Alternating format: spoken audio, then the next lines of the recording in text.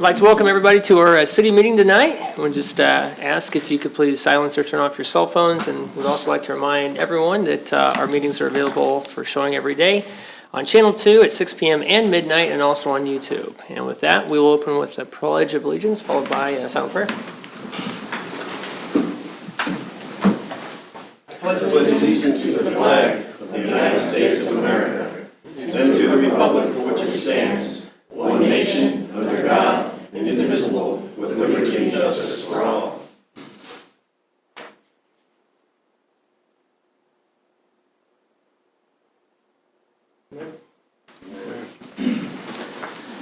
All right, first item tonight will be old business. Consideration of previous meeting minutes from July 23rd, 2024, regular meeting, and August 6th, 2024, special meeting. If there's no questions, just need a motion. I move that we approve the meeting minutes for regular meeting of July 23rd, 2024, and the special meeting of August 6th, 2024. Second. All right. Motion's been seconded. We'll begin voting with Commissioner Bowder. Aye. Aye. Aye. Aye. All right, motion passed 5-0. Item 2, second consideration ordinance number 8247, denial of special use permit at 1701 South 4th Street. Mr. Mayor, Commission, tonight is the second consideration to for the ordinance adopting the recommendation of the Planning Commission to deny issuance of a special use permit for a solid waste facility in the I-2 zoning district located at 1701 South 4th Street. There has been no changes since the first introduced at the July 23rd, 2024 meeting. And it's important to, when you make this vote tonight, to specifically identify the commissioners and how they vote. Sure thing. Okay, any questions from anybody? No. Okay. We do just need to then begin with the roll call vote, and we'll go first with Commissioner Bowder, and if you could follow suit with it. Aye. Aye. Aye. Holly. And Commissioner Pittman? Aye. And you didn't call out the names. That's what he asked for. Okay, yep, no, you're right. So we got Commissioner Bowder as aye. Yes. Commissioner Wilson is aye. Mayor Griff Martin is aye. Commissioner Higgins is aye. And Commissioner Pittman is aye. Aye. For the record, thank you.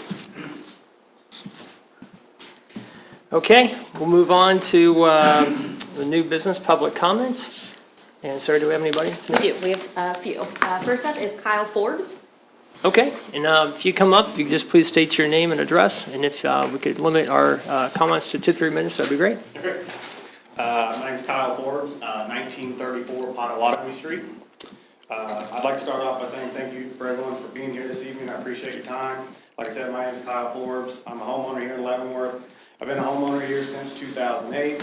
I'm here today to seek some kind of ordinance or legislation to prevent fixed security cameras being on 10 to 12 foot poles in trees on property boundary lines and looking over a privacy fence. Approximately 2 years ago, we had some new neighbors move in behind us. Approximately 4 months after they moved in, they began to cut brush between two fences, stating it was tearing up, the chain link fence. I told them, okay, no problem. We'll have, we never cut the brush because we like the privacy that it did. And I told them to do whatever they need to do to, do whatever you need to do, but we'll probably go ahead and put up a privacy fence because we like our privacy. In the process of me calling DigSafe and waiting on them to mark out utilities would take several days, they put up 4 cameras along the back of their fence pointing in our backyard. We thought, what in the world are they doing? So I asked them, what's up with the cameras? The lady said, if I wasn't doing what I was doing, they wouldn't need to put the cameras up. I'm like, so I asked, well, what are you referring to? She said, she accused me of being up on my roof, shining lights into her house 2 nights in a row, jumping over the fences and going through the yard. So finally I was like, this lady's cuckoo crazy, So, flabbergasted and confused, I asked her what she was referring to, and she said, all that stuff. At this point, I'm going, oh my God, this lady's crazy. After a couple days, DigSafe marked out utilities. I installed a beautiful stained 6-foot privacy fence, which cost me $2,000 in materials and 2 days of my time to install. Literally 2 hours after I got done with the fence, she pulls the cameras up that were below the fence line and installed them on her roof and covered porch so she could look over the fence. She then hid a camera in a bush in the corner of her yard that was past our privacy fence so she could look around it. Luckily, my neighbor allowed me to install another 10-foot section of privacy fence to finish that off. And then after we installed that fence there, she got really angry, and that's when she began to put up poles 10, 12 foot in the air, and she's putting them in trees. I gave some pictures to Sarah here. She'll email it. I emailed everybody all except yesterday. I don't know if everybody received that or not. Yep. So let's see. All right. We have reached out many times throughout the last 2 years to the city of Leavenworth and the police department with no help. The police told us to create privacy. So I went down to the city to ask about planting some evergreen trees. They told me I was not allowed to have any trees over 6 foot for the use of screening. So here I am being told to create privacy, but the city won't allow me to. So here I am today asking and begging for help from leaders of the city to do something. The police department has been called at least a dozen times over this issue, costing hundreds, possibly thousands of dollars in resources and taxpayer money over this. I believe an ordinance would greatly reduce issues like this, which will in the long run reduce wasteful spending of police resources, which I think we can all agree are in short demand in this day and age. Please help in aiding us in this issue that we are having, which I believe we will see more issues like this with the technology getting better and cheaper. If anybody would like to request any more information from me, I would happily provide that. Thank you so much. Thank you very much. Thank you, sir. Mr. Kitchens, could we make a note of that for follow-up? I'll reach out to Mr. Ford and do some follow-up. Thank you. Thank you. Next up, we have Jeremiah Perry.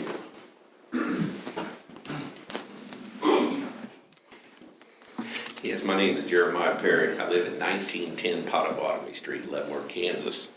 I've lived at this residence for 14 years. I cut my grass, I take care of my yard like you're supposed to. I got a garden in the back, my yard's sprayed for mosquitoes, fertilized, everything. Well, the residence that lives at 1905 Ottawa, we've had an issue for over 13 years with the junk, the feral cats, and all the trash in the backyard. And so what I did, so we wouldn't have to look at it, I put a privacy fence up when got permit and did this. Well, this has been going on 13 years. I've been down to code enforcement. I've talked to Lee Burleson so many times I can't even remember. Same with Kathy Rogers. And I was told by them there's nothing they can do as long as they can't see it from the street. So I invited them over my property, gave permission, took them behind my privacy fence, let them look at this trash, this mess, and they told me something should be done about this and that they were on the city's radar for the last few years. Well, I'm figuring something's gonna happen. Yard's gonna get cleaned up or something. Months will go by, months go by, nothing gets done. I get a hold of the city commissioner at the time, Kamala Leonhard, which is no longer here, and she said she'd look into it. Nothing got done. And I keep hearing, just wait, let the legal take its course. Well, during this time, it is so overgrown, so many cars. I have trapped in the last 5 years 18 cats and relocated them out of that backyard because they're using my garden, my flower bed for a kitty litter box. And this summer, I killed 3 copperheads in between my fence coming out of their yard. And it's getting to be a nuisance. It's hazardous. The cats are multiplying like crazy. When I go back there and weed eat to keep my area clean between my privacy fence and my chain link fence, there were so many rats and mice jumping. It's ridiculous. So what I'm trying to do is see if I could get some cooperation that the city charter, the city code is, why can't something be done about this? And who's to blame for this? And this house is at 1905 Ottawa, which everybody in Leavenworth knows it's an eyesore. And then the house at 1904 Potawatomi, the next door neighbors to me, same situation. Terrible. Been going on till nobody cleans the yard up. They piled all the dirt, dead wood next to my house. I've had termite guys come out and spray because we got termites from it. I paid for that. Nothing got done from the city about that. And just last week, I called city code enforcement because we've had a sewer smell in this neighborhood for about 2 months, real strong. I mean, raw sewer. And so I started looking. They got raw sewage coming out the garage door. And this is right by David Brewer Park by the flagpole. It's running out of their garage, running down the city sewer system. This goes on for 2 months. Nobody sees it. I'm the only one that kind of knows about it. People living there, they knew it, they just didn't report it. So when I called the city last Thursday, they did come out with big trucks. Sewer line broke, all the raw sewage is filling up in their yard. That's where I was getting the smell from. That issue has been addressed because they had to have it done. But it's like these people don't have no respect for the neighbors, both of these houses, they never will. We've lived there all these years and nothing gets done. And I'm at the point now, what do I do? One of the things I wanted to read, I hope you all take this seriously, because this issue I'm at my ends with. I'm a 62-year-old disabled veteran with PTSD, and I don't know when I'm gonna snap. And the thing is, we pay our taxes, we're never late, we're never nothing.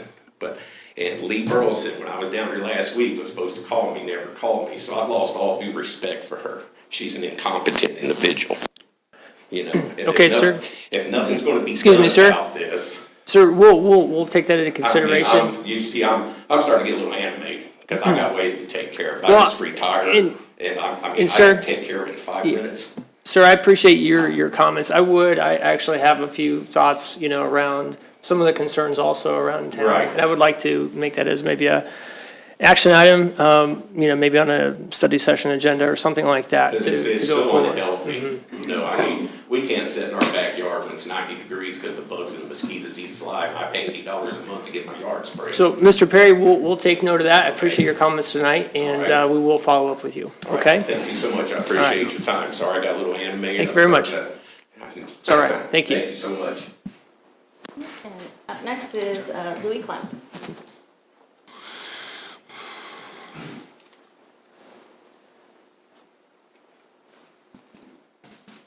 Louis Clamp, 1816 Pine Ridge Drive. Well, maybe it was 778 Cherokee back in the 30s and 40s. I don't know.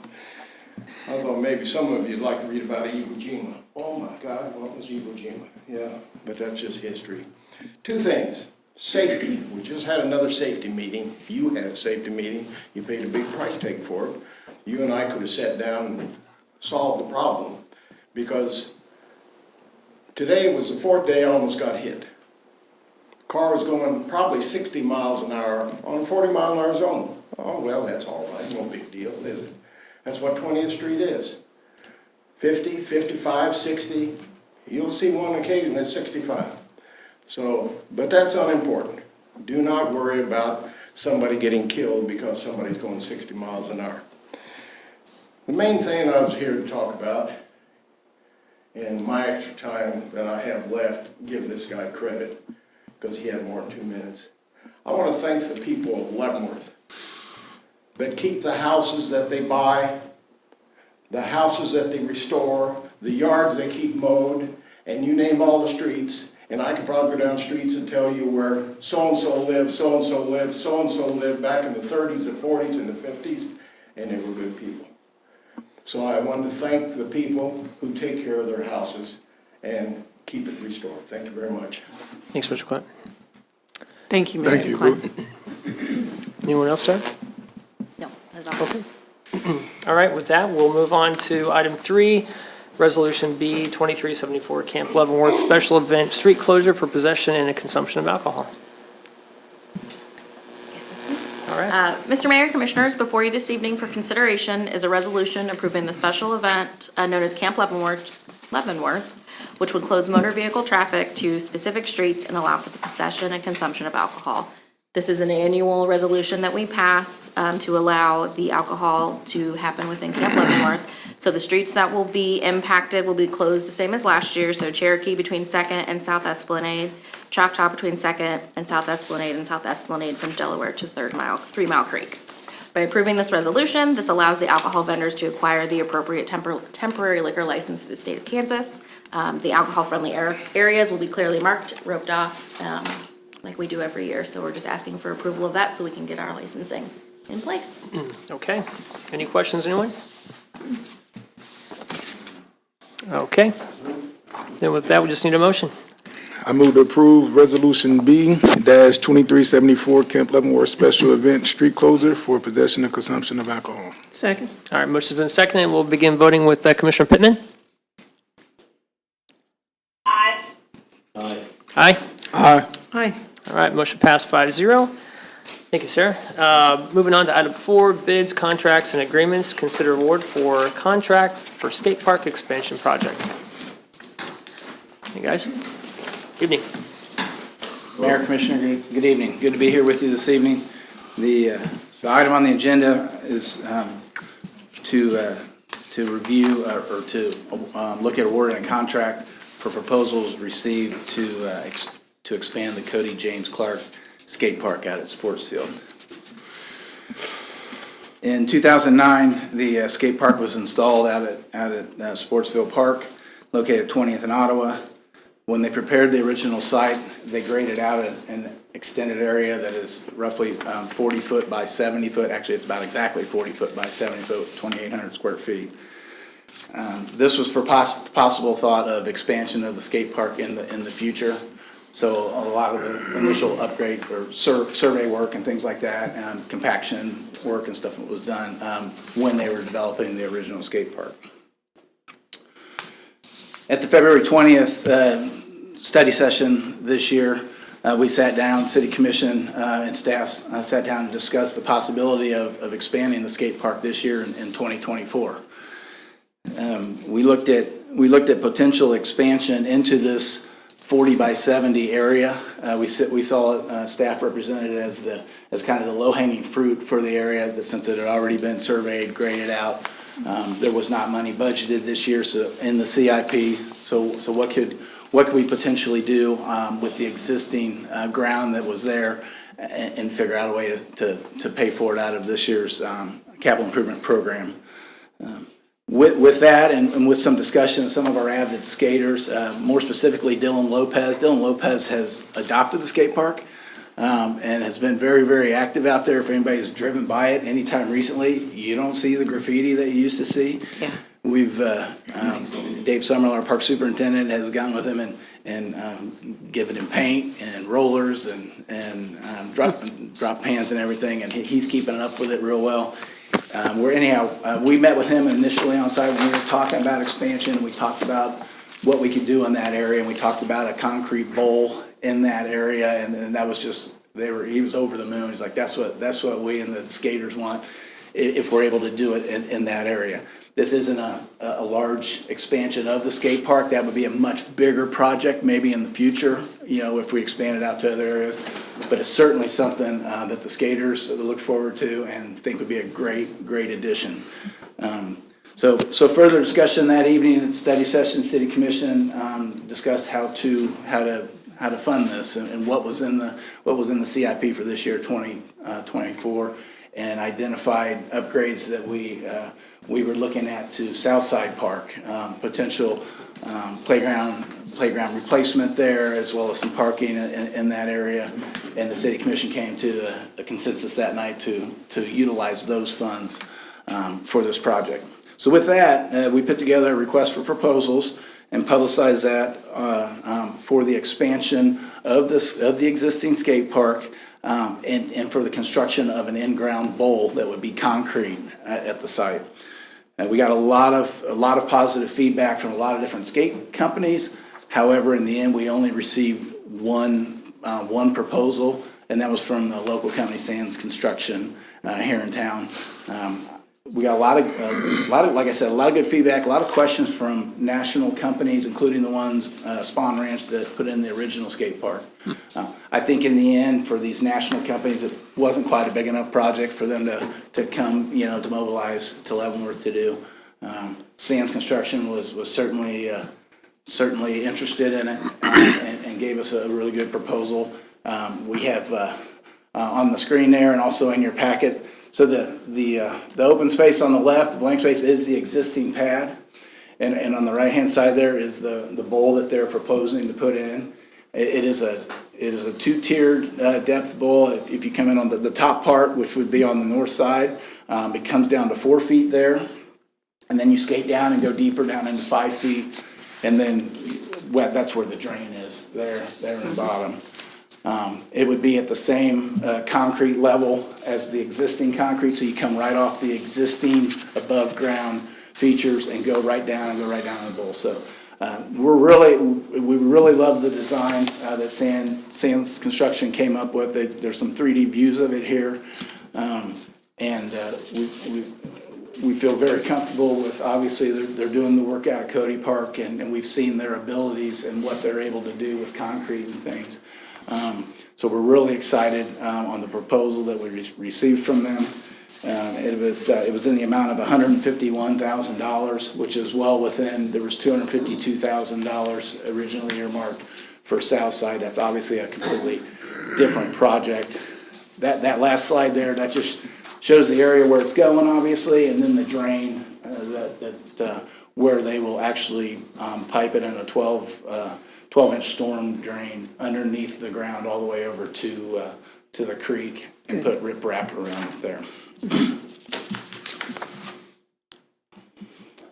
As I mentioned, the budget impact, there is $252,000 in the 2024 CIP that can be utilized to pay for this. And with that, staff does recommend the proposal from Sands Construction Company in an amount not to exceed $151,000 for the construction of this concrete bowl at the existing Cody James Clark skate park. And I reiterated in the proposal, it is not to exceed. So I requested that companies take into account anything they may run into, whether it be bedrock or anything. So with that, I'll open up to any questions for Brian and I. Cool. Go ahead. Yeah, I'm definitely in favor of moving forward with the bowl. With the remaining balance, is there any way we can look into adding any additional items such as lights, other things that we can, build to the skate park? I'm not a skater. I know we got some skaters, Billy's here and Mary Ann. Like some additional ramps, benches, or anything else that we could just, invest into the park for the expansion part. Commissioner, it'd be difficult with the amount of money remaining. The above ground items that are already in place are spaced out accordingly between each other. We had looked at putting benches around the pad in the past. The issue that other cities and other entities have had with their skate parks, where they put benches around, they become part of the skate park. And they get torn up pretty quick because kids they'll go up on those and grind on the edges of those as well. It's something we could certainly entertain putting something like that. We've at times put picnic tables around since those are more movable. So that's as far as lighting, lighting's a pretty big price tag anytime you go to light something like that. Okay. We can certainly look into it staff-wise to see if there's anything else. It's difficult because we'd be coming in on ground zero for whatever, like if it's lighting or whatever. I got you. Then you gotta bring in electric and all that kind of stuff. So we can certainly look into it. Yeah, just explore it, just see what Sure. options are available. Yeah, thank you. What sort of safety measures are built into the bowl so that, skaters get out there and somebody who's not really experienced, like somebody like me. Knee pads, helmets, Yeah, I mean. kind of responsible for your own. There's an inherent risk. That's- There's an inherent risk Yeah. on the user, and I know there are some skaters here that could probably talk much more intelligently to that than myself, because I would fall too, Commissioner, out there. But anytime you go into a type of activity like that, there's an inherent risk, and you see some kids out there with helmets. Some don't. It's kind of they take upon themselves as to what level they want to protect themselves. But it's no different than a playground or really anything else. Tennis court or Or a tennis court. I've injured myself on a tennis court too. It's like if it's an activity, it's going to be, There's some inherent risks. absolutely. Well, if we don't have any more questions, Commissioner Pittman, do you have any questions? No, not at this time. Thank you. Okay. Then with that, we just need a motion. I move, do you want to move? I move approving the proposal from Sands Construction Company in the amount not to exceed $151,000 for construction of a concrete bowl at the existing Cody James Park Second. Cody James Clark Skate Park. Sorry. Like the rhyme, huh? Motion been A second. All right, we'll begin voting with Commissioner Bowder. Aye. Aye. Aye. Aye. Aye. All right, motion passed 5-0. Thank you. Thank you very much. Thank you. Thanks, guys. Okay, now we'll move on to item 5, first consideration ordinance to levy special assessments for nuisance abatement costs. It's me. Mr. Mayor, Commissioners, before you this evening is a request for consensus on the first consideration ordinance to levy special assessments for unpaid nuisance abatement costs. The city code provides the tools for the city to abate nuisances such as mowing, tree removal, lot cleanup, and allows for the city to abate for the addition of administrative charges. The city code also provides for the assessment of the city's costs of these abatement if they go unpaid. The property owners are invoiced for the costs incurred to abate the nuisance and are given at minimum 30 days to make payment. Usually we do this once a year, so they have typically a whole year to make payment. We do send statements for payment to try to catch them before they go to special assessment.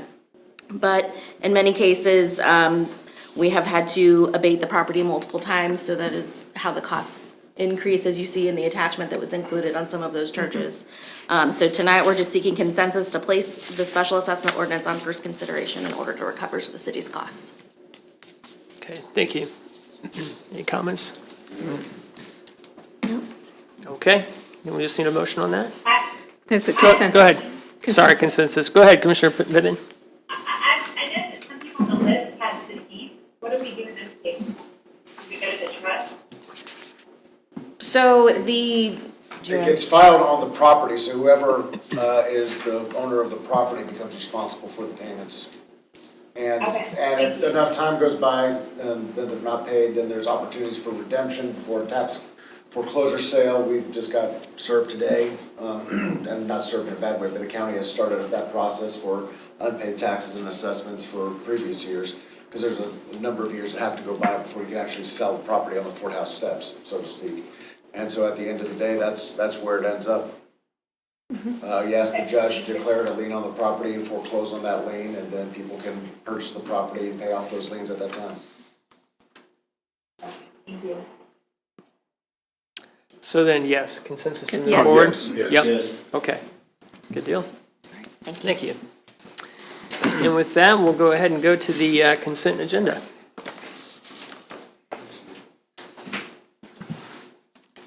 I move that we approve the claims for July 19, 2024 through August 8, 2024 in the amount of $1,859,546.44.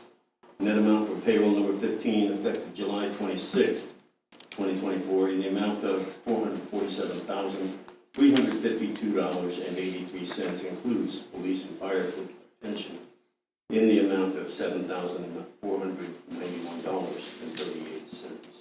Second. All right, motion's been seconded. We'll begin voting with Commissioner Bowder. Aye. Aye. Aye. Aye. Okay, and before we move on to our sixth item tonight, executive session, want to go around the horn, see if we've got any final comments? I have nothing tonight. Okay. Commissioner Pittman, any comments before we go to executive session? No, I'm good. Thank you. Have a great week. Nothing. Thank you. Everybody have a great rest of the week. Yeah, I appreciate Mr. Clamp coming and talking about speeding and those kind of things. I was going to discuss this tonight anyway. I know someone who is 18 years old, who is in a coma, she's 18 years old, got her first car, and was hit by a truck who ran the red light. And, you know, I don't know, we've hired extra cops to take, traffic cops traffic police to try to take care of this. But it really is, you could not hire enough police officers to cover everybody that runs a red light. And to me, it's disgusting. I worked downtown for several years and I'm down there all the time anyway. And you know how many red lights get run down there? There was one day where there were three vehicles that ran red light after it was red. All three of them went right through the light. And I don't know what the answer is, but darn it, people need to take personal responsibility. When are we gonna wake up and see this child was in the right-of-way? This child was in the right-of-way. She was right, and this truck hit her. Now, how many times has that gotta happen before, people wake up and say, we need to be caution on the yellow light, we need to stop on the red light.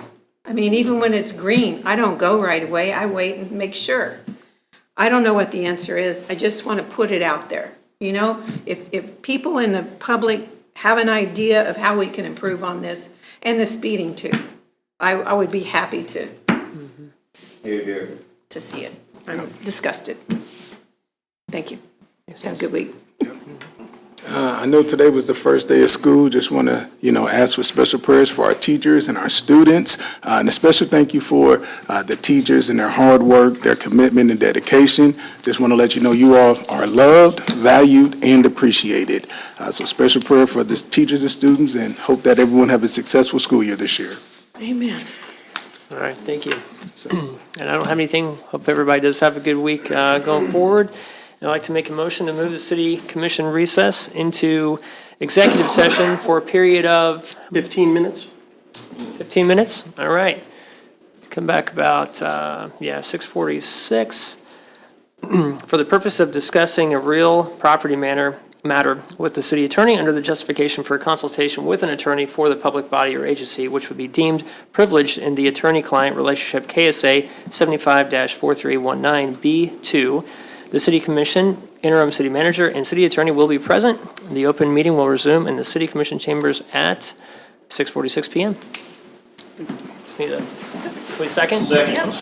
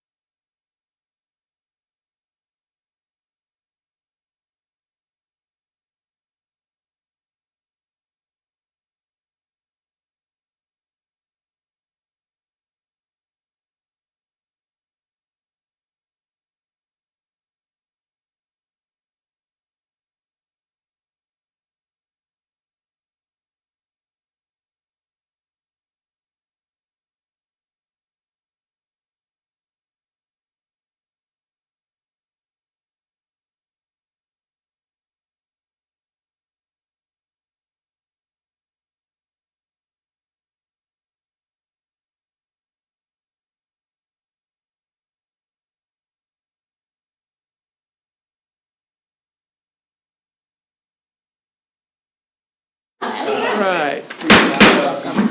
All right, I'd like to come back into our regular meeting here and just need a motion to adjourn. So moved. Second. All in favor?